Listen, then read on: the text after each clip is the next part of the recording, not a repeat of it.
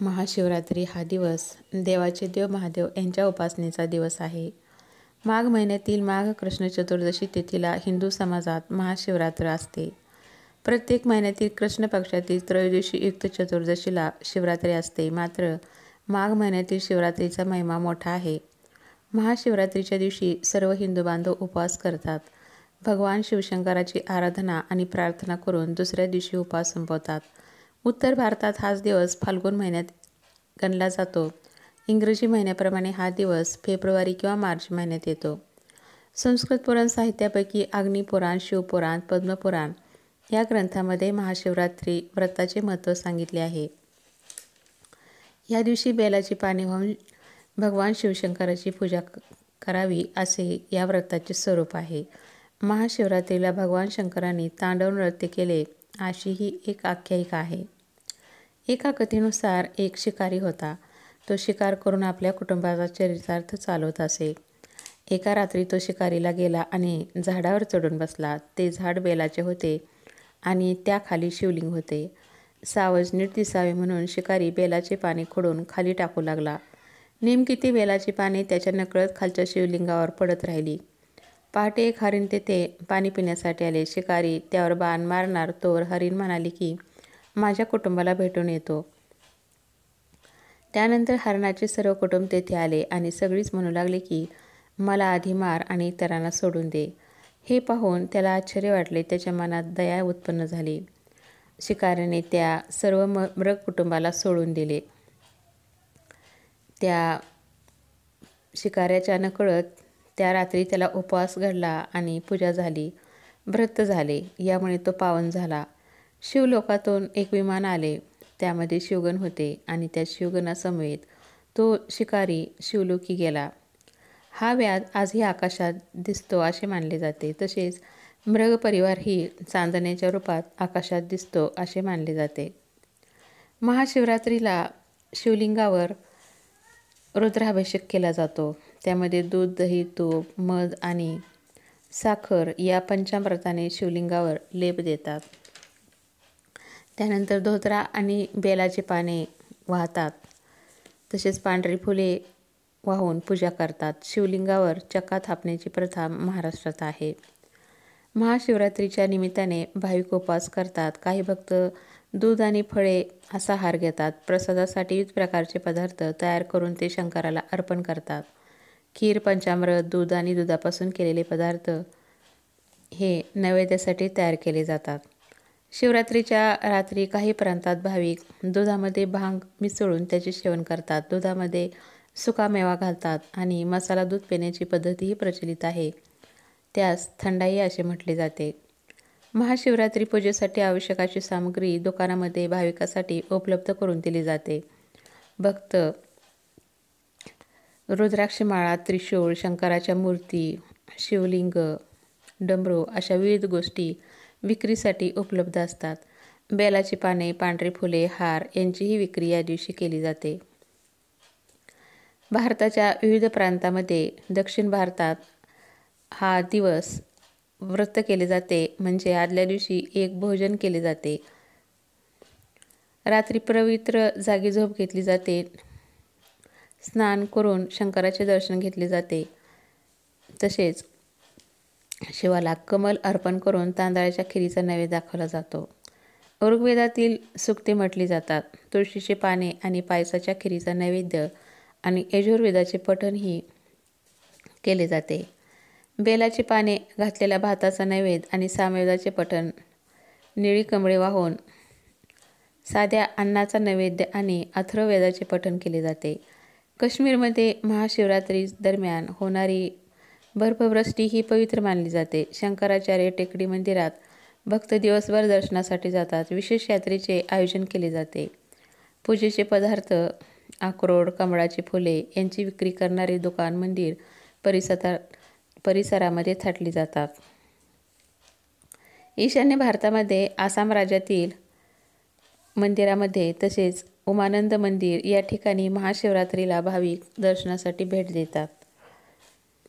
यात्रेचे आयोजन करण्यात येते. ओरिसा राज्यात भाविक शिवरात्रीचा उपवास करतात आणि शिव मंदिरात जाऊन दर्शन घेतात.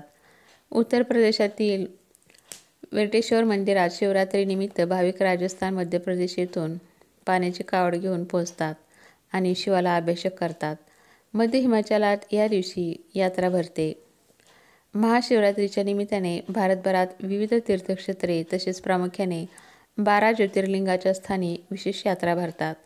महाशिवरात्रीच्या दिवशी भरणाऱ्या महाराष्ट्रातील यात्रा श्री धानेश्वर मंदिर, धाने, तालुका वेल्हा, जिल्हा पुणे, श्री अगस्ती मंदिर, तालुका अकोले, जिल्हा अहमदनगर, अंबरनाथ, जिल्हा ठाणे येथील पुरातन शिवमंदिर, आरमोरी तालुक्याच्या मुख्यालयाजवळच्या पहाडावरील महादेवगड मंदिर येथे यात्रा भरते. तसेच औरंगाबादपासून 35 किलोमीटरवर असलेला वेरूळ लेण्यांच्या जवळचे गरुडेश्वर मंदिर येथे, आष्टी नजीकच्या चपराळा येथील हनुमान मंदिर, प्रशांतवाडा परिसरातील जत्रा, औंढा नागनाथ येथील यात्रा, कोल्हापूरपासून 12 किलोमीटरवर अंतरावर असलेल्या कनेरी येथील यात्रा, खडकेश्वर औरंगाबाद येथील यात्रा, गडचांदूर चंद्रपूर जिल्ह्यामध्ये असणारी येथील यात्रा, गडचिरोली जिल्ह्यातल्या कुरखेडा तालुक्यातील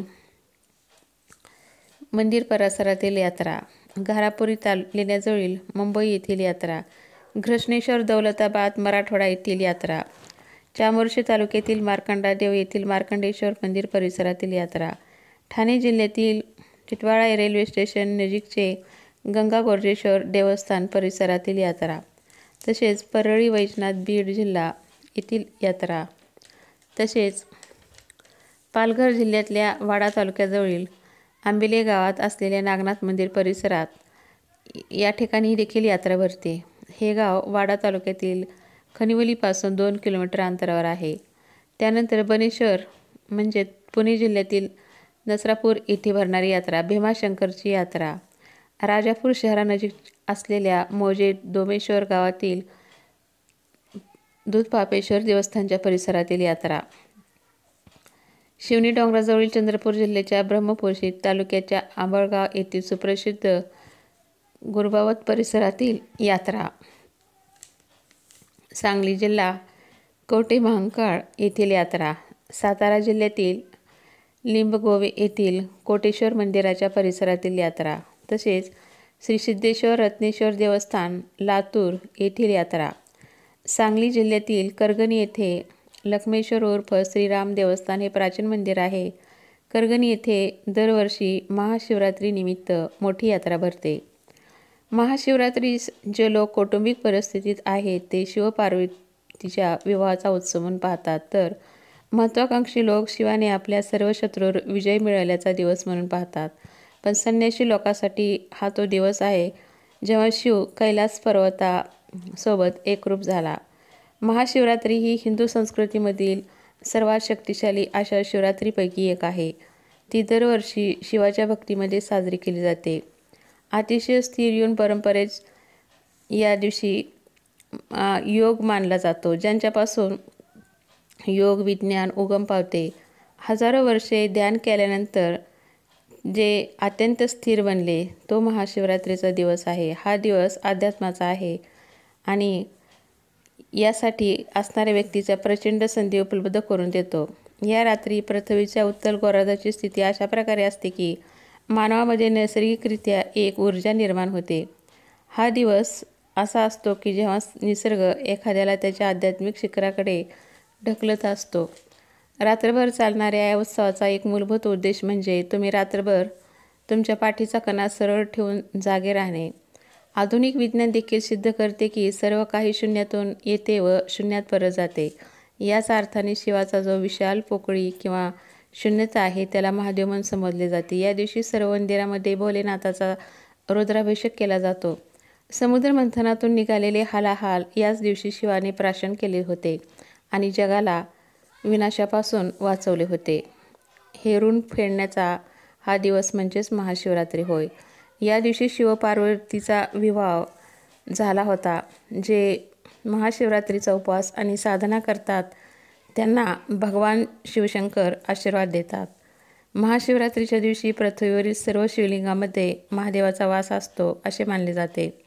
महाशिवरात्रीच्या दिवशी केलेल्या शिवपूजेचे अनेक पटीने फळ मिळते. महाशिवरात्रीच्या दिवशी सकाळी लवकर उठून स्नान करावे. पवित्र झाल्यानंतर कपाळावर भस्माचा त्रिपुंड टिळा लावून गळ्यात रुद्राक्षाची माळ घालावी. त्यानंतर मंदिरात जाऊन महादेवाची पूजा करावी. त्यानंतर हातामध्ये फुले अक्षता घेऊन शिवलिंगावर अर्पित करावे. दिवसभर शिवमंत्र ओम नमः शिवाय या मंत्राचा जप करून निराहार उपवास करावा.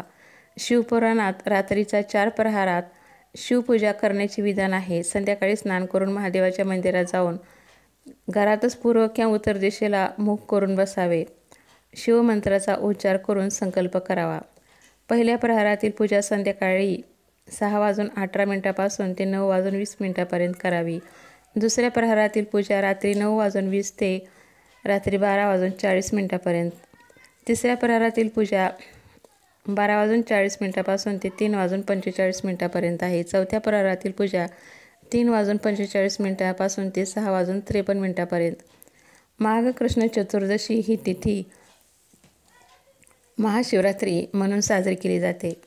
पृथ्वीची निर्मिती झाली तेव्हा भगवान शिवशंकरांनी रौद्ररूप धारण करून तांडव केले होते. तीच ही रात्र आहे.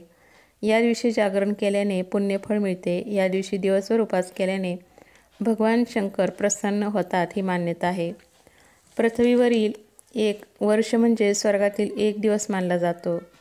या रात्री भगवान शिव विश्रांती घेतात. त्यांच्या या विश्रांती घेण्याच्या काळालाच महाशिवरात्री म्हटले जाते.